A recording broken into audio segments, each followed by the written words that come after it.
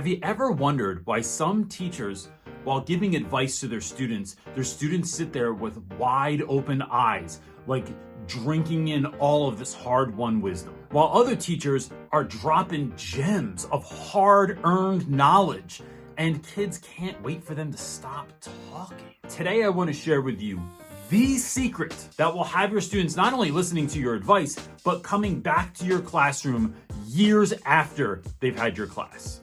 Let's get into that. Now, look, there's countless wisdom dealers on the internet. You can do a search on Google or YouTube and you're gonna find countless folks giving really great information on any number of conceivable topics. And it can be hard to kind of sift through who to listen to, who to not listen to. One of the most common ways that I decide who gets my attention and who doesn't get my attention is where the recommendation comes from. Is it a coach, a mentor, a friend, someone else I'm already listening to their podcast or YouTube channel or whatever? So if someone recommends something, I'm far more likely to listen, but that's for a reason. Because there's other folks, I just don't have that type of time to put her into your channel to see if I want to listen to whatever it is that you're putting out into the world. And so what I want to talk to you today about is this idea of the know, like, and trust factor. It is this system and this system alone many times that gets students coming back to my classroom year after year after year to just sit in the back, to just call me or text me about an issue, to see what I think about their resume, their letter of intention, or whatever else that they have going on, because they know, like, and trust you. And today I want to break this down so that it's very plain and simple. So this is something you can start utilizing in your classroom tomorrow. Because to be honest with you, without this, it doesn't matter what you say to students, they will not listen to you. Let's get into it. All right, so the first thing here is the know factor. Kids need to know who you are. And that's why I start my school year with a PowerPoint slide giving some information. Like from the jump, I want you to know who I am and what I'm about. And doing that is going to let kids know that I'm more than just a teacher. Like, I don't sleep at school and just grade papers. Like, I have a whole life. I've had a whole life before this that has been cross-training for this moment right now. I also want students to know what I'm about. I don't want them to have to figure it out. I don't want them to have to think that I'm just an English teacher, or that you're just a math teacher, or you're just a science teacher. There is an ulterior motive here, kids, right?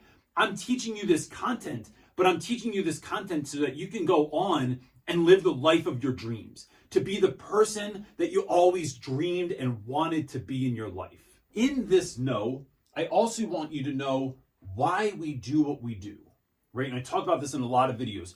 Why am I teaching this? Why can you not use a red pen in my class? It's a real thing. Why don't take late work? Why do we have to do homework? Why do we have to read? Why do we have to learn the parts of a cell?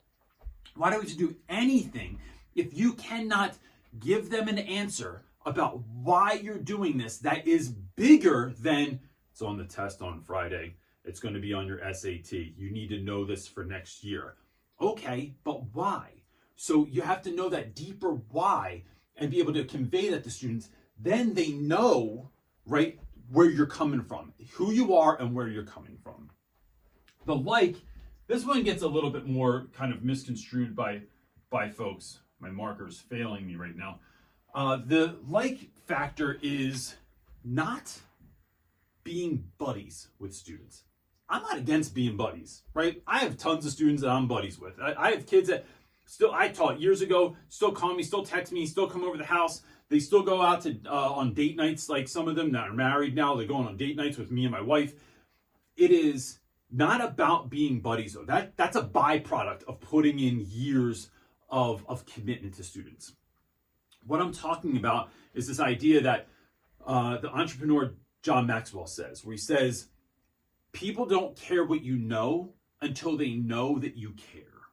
So when you know that I care about you, it's far easier for you to give me your time, attention, and energy. That I'm no longer trying to convince you, because I'll tell you what, y'all can, and some of you are thinking like, I don't want kids to like me. I don't want to be anywhere near friends with kids, and that's fine. But I'll tell you this, kids don't have to like you like that, but they can't hate you. And those are two, like, if a kid hates you, they're never going to listen to what you have to say because they don't think that your interests are aligned with their best interests. They don't think that what you're saying and doing is trying to get them to a place of greatness. Even if it is, and even if you tell them that I'm doing this for your own good, if they think that you hate them, then they're not going to, they don't care. So kids have to know that I care. How do they know that I care? I show them. I have a friend, my friend Hannah used to say that love is a verb. And I love this. I think her dad used to tell her this when she was a kid. You can't just tell someone I care about you. You got to show them. What are your actions showing? And then I got to tell you what those actions are and that this is care. This is what care looks like, y'all. And because I don't want kids to just like pick up on it. I don't want them to go, why don't they see me planning all the time? Don't they see that I took their idea from the other day, that I'm trying to do better? This marker is just going to continue to suck, I think. I can't hope they're going to pick up on the clues I'm leaving behind. Then they see my breadcrumbs of care. No, I got to tell them, yo, y'all, I left breadcrumbs down here. They taste like care. I want to show you what I'm doing because I don't want you to have to figure it out. And so when kids know who I am, they know what I'm about, they know that I care about them and that what I'm doing is in their self-interest. This builds the third one, which is trust. This is why, here's a fun teacher tip, and I thought I would do this because it was cute. I stored all of my expo markers like this. Store them like this or on their side, or you get this scenario that I'm dealing with right here. Where you have that kid in the back of the room that's going, Reynolds, I can't see that. I'm sorry, it's my storage issues. Anyway, number 3. Trust. One of my favorite groups of all time growing up was the Beastie Boys. And the Beastie Boys, one of the things I loved about them was that Beastie Boys were like a reference guide to all things that were cool that nobody else knew about. And I would listen to their songs and then go and look stuff up. So if the Beastie Boys told me, hey, Schoolie D, that's one you should know, I looked up Schoolie D and I find out that Schoolie D is this hip hop artist from Philadelphia that I would have never otherwise known about. If they put me onto Tribe Called Quest, if they put me onto the Zulu Beat Show, these are things I would look up.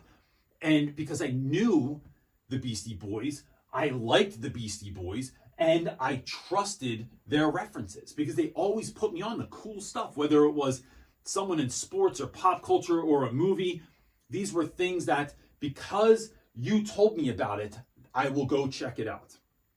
Now, modern day, I have my pastor and one of my mentors, Darius Daniels, will reference any number of things. If he says, yo, here's a podcast you got to check out, I'm going to check it out right away. If you tell me about a book, it goes in the Amazon cart. If you tell me to listen to a podcast or an interview with someone or for any, like if you put me onto a master class, I'm going to immediately check it out and see if it's something I can do because I trust you. And so it takes time to earn that trust. But I'm going to tell you right now that respect, this trust here, right? When kids trust and respect us, this is not a one-time purchase. It isn't like I paid for it, I put in the work, they trust me, it's a foregone conclusion forever.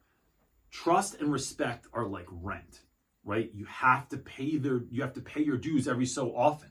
And so kids need to know that I'm about what I say I'm about, that I'm about my word, that if I say we're going to do something, if I say we're going to go somewhere, if I say we're going to have an experience, that this is going to be awesome, that this is worth your time, effort, and energy, I have to really, really, really believe with all my heart that that's where we're going. Now, does that always work out? It doesn't, because sometimes a class trip was supposed to happen and it didn't, and it was beyond my control, right? The bus didn't show up or the school canceled it or whatever.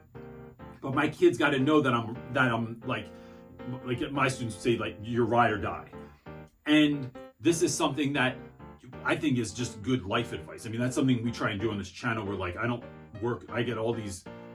I get strange companies that reach out sometimes to work with us.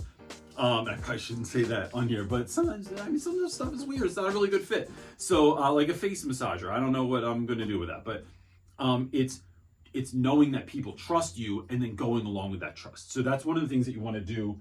Make sure that you're doing with students is you are taking that trust as a badge of honor that kids would give this to you. Now, extra credit. There's one more thing that you need to know before we kind of like, because look, I could go into all of this, and I'm going to put a couple of videos in links below of how you can start doing some of these things. This would be like a whole masterclass if I did this in and of itself. But extra credit is this. Some of you are going to give students advice.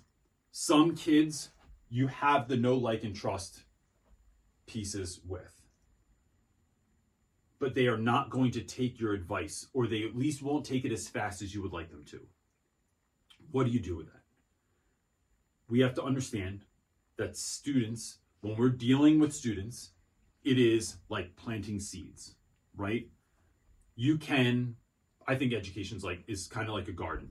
You can till the ground, you can plant the seed, you can't make it rain. And so you don't know when those kids are going to grow. Some kids grow fast and furious, and they're like a morning glory flower. Some kids are like asparagus. Asparagus apparently takes 3 years to be able to harvest, right? And you might be thinking, Reynolds, did you just compare kids to asparagus? Yes, and I've done worse. I've compared the kids to all kinds of different things, but the metaphor works. That some students are going to need to fail. They're going to need to show up at a meeting in a half top. They're going to have to write a really poor email to follow up on the job and not get the gig. They're going to have to, do any number of things that we watch kids do, and we go, oh my gosh. I'm going to tell you what, y'all, we all did it too. We all had some version of that we thought we could get away with, that we didn't. We put cool over common sense, and it comes back to bite you. The question is, are you going to take the loss or the lesson? So when we are doing this with students, we're giving that advice. We need to realize that advice is like a seed, and that seed is going to sit there. It's going to, until the student needs it. But when we can build this, we are creating relationships that students are going to come back to us. So that's good for you to know too. So don't freak out when you give a piece of advice and a kid doesn't take it all right away, is what I'm saying to you. Look, before you go, there's links in the description that are going to help you out with some of the next steps on how to be able to do this. And if you are not following us on Instagram, I just want you to see my family dressed as Tetris for Halloween, and it is hilarious. So you can go over there and check it out.